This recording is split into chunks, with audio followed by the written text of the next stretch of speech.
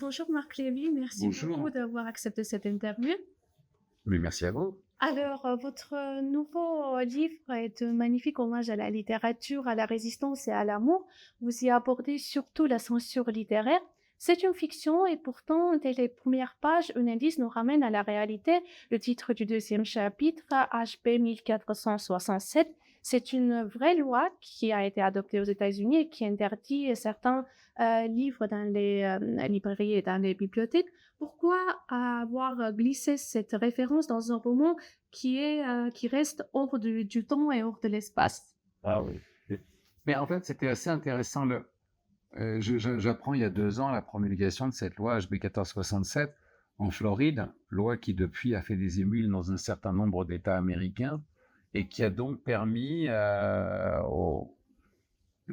au pouvoir ultra-conservateur de faire interdire des bibliothèques scolaires, des établissements scolaires, mais aussi des bibliothèques publiques, enfin, dans l'accessibilité aux mineurs, d'un certain nombre de livres. Et ce qui m'a intéressé évidemment tout de suite, c'est de voir quels livres avaient été bannis et pourquoi ils avaient été bannis. Et donc en Floride, le gouverneur Ron DeSantis refuse de légiférer sur des armes semi-automatiques avec le nombre de tueries qu'il y a dans les écoles, et explique que vouloir interdire les armes semi-automatiques avec des chargeurs augmentés, c'est une atteinte aux libertés, mais il n'a aucun problème au même moment de faire interdire à des enfants la nuit. Donc il considère que des livres sont plus dangereux pour des enfants que ne le seraient des armes automatiques et des armes semi-automatiques. Or, de mémoire d'homme, j'ai jamais vu de massacre au livre dans une école, mais il y en a pratiquement tous les jours. Enfin, il y a une tuerie par jour pratiquement aux États-Unis. C'est une véritable hécatombe. Et au lieu de m'intéresser en réalité à écrire un document sur la censure, ce qui aurait été un peu ennuyeux, ce qui m'a intéressé, c'est de comprendre pourquoi cet homme, qui dictateur en puissance, a aussi peur des mots, beaucoup plus peur des mots que des balles. Et j'ai eu envie immédiatement d'écrire un livre sur le formidable pouvoir des mots et de la lecture. On parle beaucoup des réseaux sociaux, on parle beaucoup des smartphones, et beaucoup de gens, beaucoup de jeunes ignorent l'extraordinaire pouvoir qui s'implante dans les pages d'un livre, et à quel point les livres sont d'abord évidemment un outil de résistance, mais surtout de résistance à la haine, à la peur, au stress et aux angoisses nées du poison versé dans les réseaux sociaux, par les réseaux sociaux, et surtout à quel point les livres apportent dans nos vies des choses qui sont insoupçonnées et insoupçonnables. Donc c'est pour ça que ce livre, c'est une comédie sur l'amour des livres, pour donner envie de lire. Et voilà, elle est née de cet état de fait aux États-Unis qui est absolument consternant. Mais enfin, vous voyez ce qui se passe en ce moment aux États-Unis. Voilà. Donc, dans ce roman, les livres sont effectivement des symboles de la résistance à l'autoritarisme. Pourquoi encore aujourd'hui la littérature représente une menace pour certains régimes, pour certains systèmes de pensée? Alors, Orwell l'expliquait très bien déjà dans 1984. La première chose, c'est que la dictature repose sur une pensée unique. La dictature a besoin de désigner une minorité pour en faire son ennemi. Faute de pouvoir proposer un programme de vie à la société, le programme repose, la fédération va se faire sur la désignation d'un ennemi. Et troisièmement, toutes les dictatures ont échoué dans l'histoire de l'humanité. Mais les dictateurs ne veulent surtout pas que vous puissiez l'apprendre dans des livres. Et surtout, la dictature et l'autocratisme reposent sur la peur. Vous n'aurez pas envie d'un autocrate si vous n'avez pas peur. Pour que vous ayez envie de suivre un autocrate, il faut que vous soyez terrorisé. Si vous n'êtes pas terrorisé, ça ne marche pas. Donc, la première chose que font les partis extrémistes, que ce soit les partis d'extrême droite, les partis d'extrême gauche, c'est de vous faire peur. Et c'est de vous faire peur en faisant croire que des gens les minorités vont essayer de venir vous détruire ou vont essayer de détruire votre modèle de vie. Voilà. Pour vous faire peur, il faut que vous soyez maintenus dans l'ignorance. Si vous lisez les romans de Toni Morrison, vous ne pouvez plus être raciste. Si vous lisez le journal d'Anne Frank, vous ne pouvez plus être antisémite. Si vous lisez des romans qui parlent de l'époque franquiste, vous ne pouvez plus, comment vous dire, vous sentir lié aux extrêmes droites religieuses. C'est plus possible. Si vous lisez des bouquins sur la Deuxième Guerre mondiale et que vous comprenez la faillite morale du nazisme, vous ne pouvez plus vous demander si Elon Musk a ou pas fait un salut nazi. Vous avez compris qu'il en a fait un, etc., etc. Donc, vous empêchez de lire ces livres, c'est le seul moyen qu'ont les dictateurs d'entretenir cette ignorance et donc de cultiver votre peur. Et c'est pour ça que la première chose qui se fait au moment où Hitler prend le pouvoir, c'est cette fameuse image où on fait des gens un bûcher. Et parce que, encore une fois, la haine est facile. Vous voyez, c'est-à-dire faire croire à quelqu'un qui n'a pas eu la chance ou la possibilité de lire dans sa vie que le livre est l'ennemi du peuple, ça le rassure. Hein. C'est-à-dire que vos enfants ne liront pas, bah, très bien, moi j'ai pas lu, comme ça j'aurais pas l'air d'un con. Brûlons les livres, parce que les livres, ça fait... Vous voyez, ça... Donc les dictateurs ont toujours eu peur des livres. Quand j'écris, au moment où la Russie a envahi la Pologne, l'Ukraine, oui, on parle de la Deuxième Guerre mondiale, au moment où la Russie a envahi l'Ukraine, la Russie met en place un programme de déportation des enfants ukrainiens. Le gouvernement de Poutine et une femme qui est un véritable monstre crée un programme de déportation et la Russie kidnappe 40 000 enfants ukrainiens. Évidemment, personne ne le sait, personne ne le croit et personne ne le comprend. Poutine raconte à sa population que, en fait, c'est une opération de sauvetage de ces enfants ukrainiens. Donc ça, c'est le mensonge, c'est la désinformation. Et donc, vous avez des membres de la société, vous avez des gens de bonne foi, Russie, qui croient qu'effectivement, la Russie, c'est formidable parce qu'on va en Ukraine sauver ses enfants abandonnés, orphelins.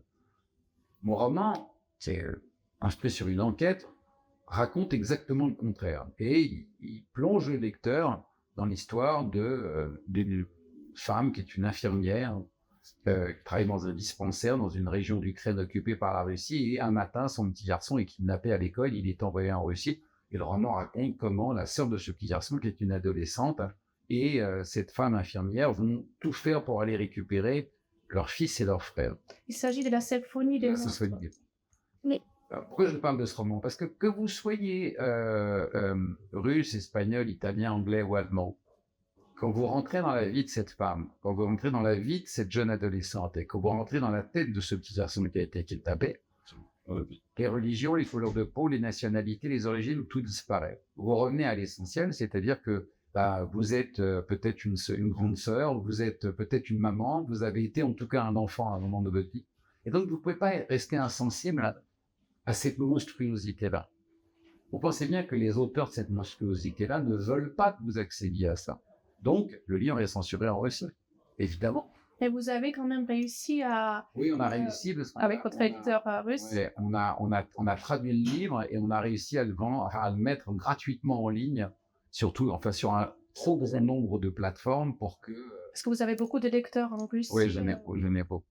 Donc, et là, dans ce livre, quand je raconte l'histoire de ce libraire qui entre en résistance, c'est la même intention, c'est-à-dire c'est de donner envie de lire et c'est de faire comprendre à des tas de gens qui aujourd'hui, comment vous dire, s'auto-détruisent sous la haine des réseaux sociaux, sous la désinformation des réseaux sociaux, que dans les livres, ils vont trouver une paix, un bonheur et surtout une envie d'aimer au lieu de vivre avec une envie de détester. Et j'ai pas beaucoup de certitudes dans la vie, j'ai même beaucoup de doutes. Et il y a une chose dont je ne doute pas, c'est qu'on vit beaucoup plus heureux en aimant qu'en haïssant. J'ai jamais vu de haineux heureux. J'en ai vu des satisfaits, oui, enfin faussement satisfaits d'eux. mais j'en ai jamais. Quand vous regardez les présentateurs de Fox News avec leur haine comme ça, ils ont l'air ils sont pas, c'est pas des gens heureux. Ça se voit sur leur visage à quel point ils sont pas heureux. Marc Lévy, la résistance est un fil rouge dans votre œuvre. On la retrouve sous des formes diverses, lutte contre les oppressions, lutte contre les injustices, des conflits intérieurs. Pourquoi cette notion vous touche particulièrement? Rouge. Vous savez, je suis rentré à la Croix-Rouge à 18 ans. Et le jour où je suis rentré à la Croix-Rouge, la Croix-Rouge m'a apporté quelque chose d'extraordinaire. C'est quand vous sortez de l'adolescence, vous avez comme beaucoup d'adolescents, vous avez ce questionnement intérieur qui est de questionnement identitaire, qui je suis, à quoi je sers, qu'est-ce que je fais là au milieu de 10 milliards d'individus, qu'est-ce que je vais faire de ma vie. Ouais.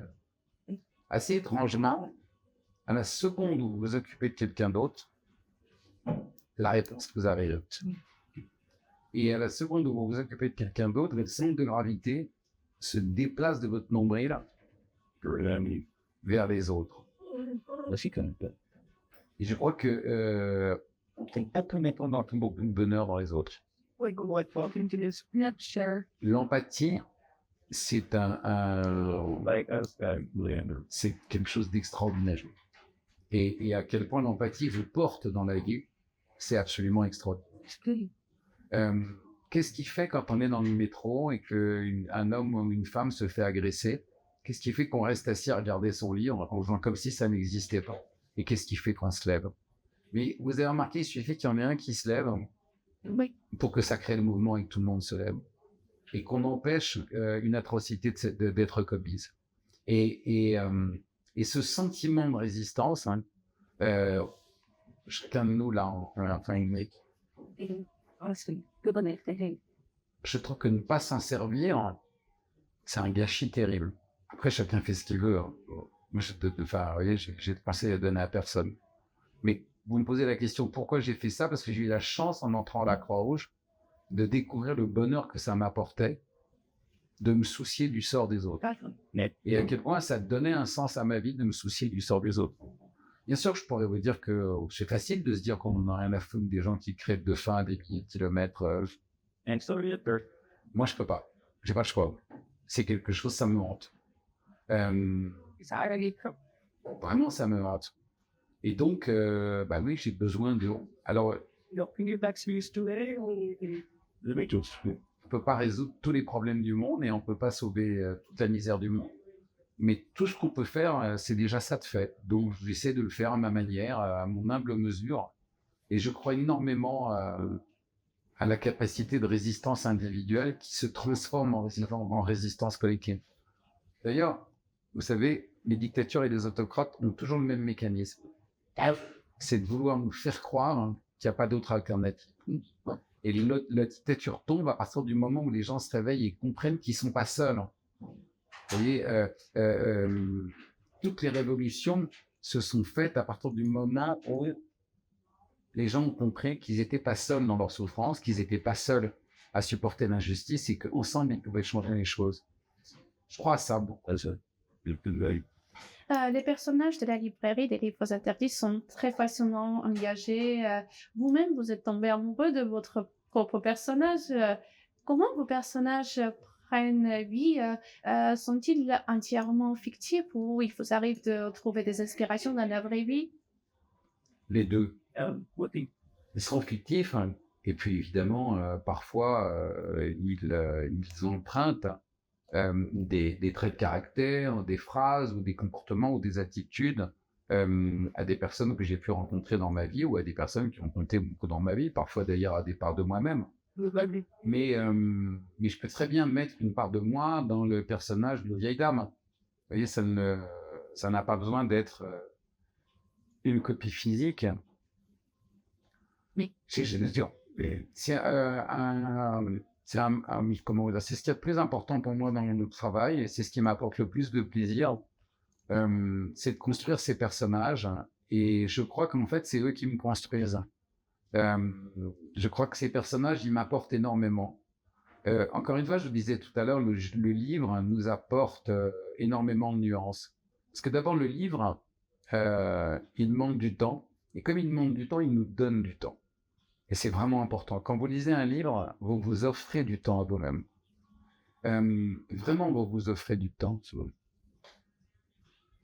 Et moi, pour créer ces personnages, je m'offre du temps parce que je vais à leur rencontre. Et en même temps, je les côtoie et ils rentrent dans ma vie. Et il y a un moment du roman où je n'arrive plus à faire la part des choses et à me rendre compte que ce sont des personnages de fiction. Parce qu'ils sont rentrés dans ma vie. Pour moi, Madame Atelto, elle existe. Anna, elle existe. Mitch existe. Mathieu, ils existent tous. Hein. Anne Bergol, ils existent tous. Et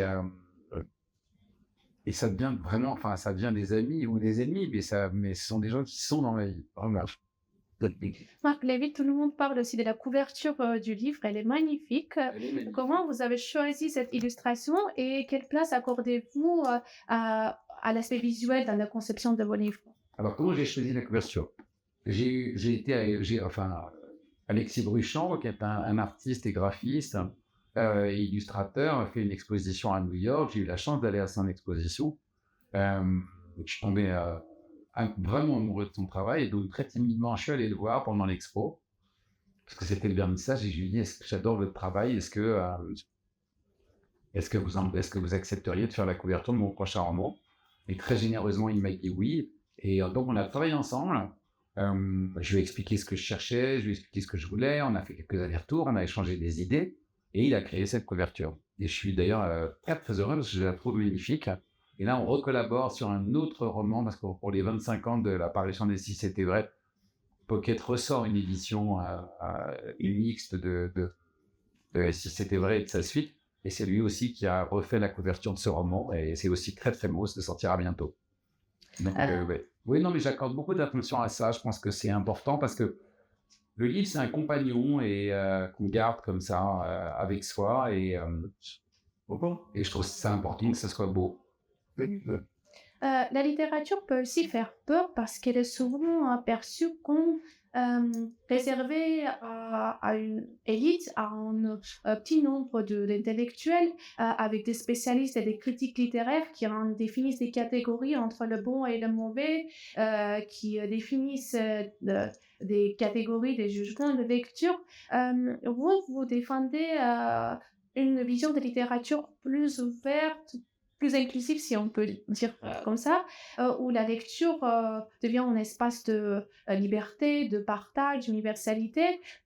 Finalement, quels sont les critères d'un bon ou d'un mauvais livre pour vous? Y a-t-il des critères dans ce monde où on a tout le temps des recommandations et des tendances littéraires? Alors, il y a un paradoxe assez amusant. Ces intellectuels de la littérature dont vous parlez encensent les classiques et méprisent tout livre qui se lit à plus d'un certain nombre d'exemples. Or, les classiques qu'ils encensent ont été écrits par des auteurs qui, de leur vivant, étaient, pour la très grande majorité, des auteurs de littérature populaire, détestés par la critique de leur époque. Oui. C'est marrant quand même on pourrait penser que l'intelligence humaine évolue, pas celle du petit milieu littéraire qui reproduit les mêmes bêtises, les mêmes prétentions que la génération d'avant. Je pense que ces gens font beaucoup de tort au livre et beaucoup de mal au livre. Vous me demandez de définir un bon livre et un mauvais livre. Un mauvais livre, c'est celui qui va vous dégoter de la lecture. Et un bon livre, c'est celui qui va vous donner envie d'en lire un autre. C'est la seule réponse vraie sur la définition d'un bon livre et d'un mauvais livre. Celui qui s'empare de la lecture pour en faire un outil qui fait son propre ego et avec lequel il va vouloir donner des leçons aux autres n'a rien compris du tout au sens de la littérature. Voilà. La littérature, la bonne littérature, ça n'est pas une question de style ou une question d'effet, parce que le style, c'est comme la mode. Vous voyez, ce qui est stylé à un moment donné ne le sera pas nécessairement. Mais un bon livre, c'est un livre qui prend à quelqu'un par la main et qui, lorsque ce livre est refermé, va créer chez lui un appétit de lecture pour lire un autre livre et un autre livre et un autre livre. Et peut-être qu'un lecteur va commencer à 15 ans par un livre de nouvelles romances, vous direz les Censeurs du Masque et la Plume, et peut-être que ce lecteur, dans 20 ans, appréciera un livre de Proust. Vous voyez ce que je veux dire? Vous savez, dans la musique, vous avez des critiques musicaux qui vous expliquaient que le rap, c'était pas de la musique. Vous avez eu énormément de critiques musicaux qui disaient que le jazz, c'était pas de la musique. Le rock, c'était pas de la musique. On s'en fout de ce qu'ils pensent. Vous voyez, ils ont tort. Les gens qui veulent vous expliquer que vous vous trompez en ressentant quelque chose sont, un, très prétentieux, et deux, ne les écoutez pas. Leur jugement est totalement inutile. Vous voulez trouver un bon livre? Je vais vous donner un conseil de métier. Si vous voulez trouver un bon livre, entrez dans une librairie, pas sur Amazon, entrez dans une librairie, promenez-vous dans la librairie, retournez les livres, lisez les quatrièmes et résumés à l'œil, et prenez le livre qui vous donne envie de lire. Et si vous ne vous êtes pas trompé sur le choix, quand vous aurez terminé ce livre, vous aurez découvert cet univers de la lecture, ce bonheur de la lecture, et immédiatement vous allez retourner dans la librairie en cherchant un autre. Et vous n'aurez forcément pas envie de lire le même. Donc vous aurez envie d'en lire un autre, puis un autre, puis un autre. La littérature, c'est ça, c'est un immense territoire de liberté. N'écoutez pas ceux qui veulent vous faire croire qu'elle est réservée à un tout petit nombre de gens intelligents. Car croyez-moi sur parole, ils ne sont pas du tout aussi intelligents qu'ils le prétendent. Ce serait même tout le contraire. Vous dites que les livres sont des antidotes aux réseaux sociaux, mais est-ce que vous pensez qu'on a toujours cette capacité de nous concentrer sur un livre alors qu'on est constamment sollicité par des notifications C'est un des grands poisons des réseaux sociaux. Et pas seulement des réseaux sociaux, on va dire des smartphones en général. C'est que l'arrivée de ces objets qui sont devenus maintenant, je crois qu'il n'y a pas eu, à part peut-être une époque où on portait une épée à la ceinture, mais je crois qu'aucune autre époque, l'homme n'a été aussi, accroché à un outil qui est omniprésent dans sa vie, au point que vous dînez avec quelqu'un et que vous regardez votre téléphone au lieu de parler à la personne qui est en face de vous. Il est vrai que ces objets ont provoqué, parce que tout est conçu pour qu'on soit en permanence en train de passer d'une chose à l'autre, ça crée un déficit d'attention et de concentration. Alors, c'est pas une fatalité, ça rend le métier de l'écrivain encore plus complexe, parce que ça veut dire que pour vous accrocher dans un livre de 300 pages, vous voyez, l'exigence pour vous passionner est encore plus forte. Dans mon enfance, il y avait 3 chaînes de télévision et très très peu de programmes de divertissement. Le cinéma coûtait très cher, il n'y avait pas d'internet. Le livre était un extraordinaire remède à l'ennui. Et quand le livre était un peu ennuyeux, il n'y avait rien d'autre à faire. Donc on était bien obligé de...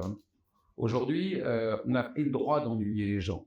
Même si je avouerais que je suis convaincu que l'ennui a des vertus formidables, et notamment celle de développer l'imaginaire. Mais enfin, c'est une réalité. Les gens sont beaucoup moins patients devant l'ennui.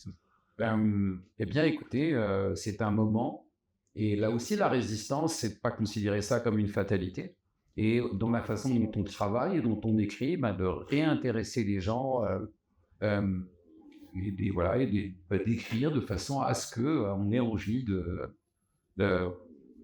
tourner la page. Vous savez, c'est marrant, quand j'ai commencé ce métier, dans les mots de critique littéraire, il y avait un mot péjoratif, c'était le mot page turner, qui donne envie de tourner la page. Je me rendais compte de la contradiction. Pourquoi ce serait un défaut d'avoir donner envie de tourner la page? J'aime pas pourquoi, parce que un bon livre, ce serait un livre qui donne envie de rester sur la même page. Oui, si vous voyez la prétention de ce propos de dire non, un bon livre, c'est quand vous avez envie de rester 3 heures sur la même page. Je crois pas que ça soit ça en réalité. Est-ce qu'un beau tableau, c'est un tableau devant lequel vous avez envie de rester 3 heures, ou c'est un tableau qui provoque une émotion? Les deux n'étant pas incompatibles, hein. Donc, pour répondre vraiment à votre question, oui, c'est vrai que... mais en même temps, vous savez que dans ma jeunesse, on disait la même chose de la télévision. On disait, ah oui, la télévision, avec la télécommande, les chaînes qui changent, les gens zappent, ils n'ont plus de temps. On lit encore, donc Et en tant que l'auteur français le plus lu au monde, qui a réussi à maintenir cette connexion forte avec ses lecteurs depuis des années, comment voyez-vous l'évolution, l'avenir de la littérature à la montée de votre technologie, des médias numériques? moi, je suis optimiste. Je pense qu'on aura toujours envie de lire. Je pense qu'il y a beaucoup de travail justement à faire pour guérir la société du mal qui a été fait au livre par ceux qui sont là pour en parler. Il y a des gens qui en ont très bien parlé, qui ont fait beaucoup de bien au livre. Il y a des gens qui ont été des Bernard Pivot en France, Bernard Lenu et d'autres que j'oublie dans les journaux. Il y a beaucoup de gens qui sont des amoureux du livre et qui parlent. Je ne peux pas tous les citer, mais il y en a beaucoup. Hein. Mais je répondais à votre question sur les autres.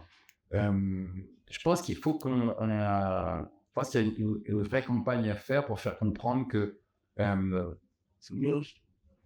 homme ou une femme à la terrasse d'un café qui lit est beaucoup plus sexy qu'un homme ou une femme qui est en train de scroller sur son smartphone. Et déjà, rien que cette image-là, et si elle arrivait à rentrer, il y a une sensualité dans les livres qu'il faut refaire découvrir. Il y a une intimité dans les livres qu'il faut refaire découvrir. Mais je crois beaucoup à la notion des siècles.